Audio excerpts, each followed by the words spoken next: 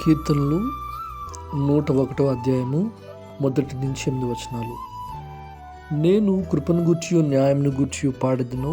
యెహోవా, నిన్ను కీర్తించెదను. నిర్దోష మార్గమున వివేకంతో ప్రవర్తించెదను. నువ్వు ఎప్పుడు నా యొద్దకు వచ్చెదవు? నా ఇంట యథార్థ హృదయంతో నడుచుకుందును. నా కన్నుల ఎదుట నేను ఏ దుష్కార్యమును ఉంచుకొనను. భక్తి మార్గం తొలగిన వారి క్రియలు నాకు అసహ్యములు, అవి నాకు అంటనీయకము. మూర్ఖచిత్తుడు నా యొద్ద నుండి తొలగిపోవలను. దౌష్ట్యమును నేను అనుసరింపను. తమ పొరుగు వారిని చాటున దూషించు వారిని నేను సంహరించెదను. అహంకార దృష్టి గలవారిని, గర్వించిన హృదయం గలవారిని నేను సహింపను.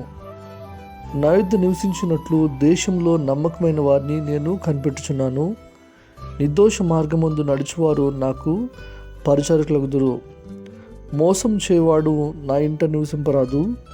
అబద్ధములాడువాడు నా కన్నులెదుట నిలవడు. యెహోవా పట్టణంలో నుండి పాపం చేయవారందరినీ నిర్మూలం చేయుటకై దేశమందలి భక్తిహీనులందరినీ ప్రతి ఉదయమున నేను సంహరించెదను.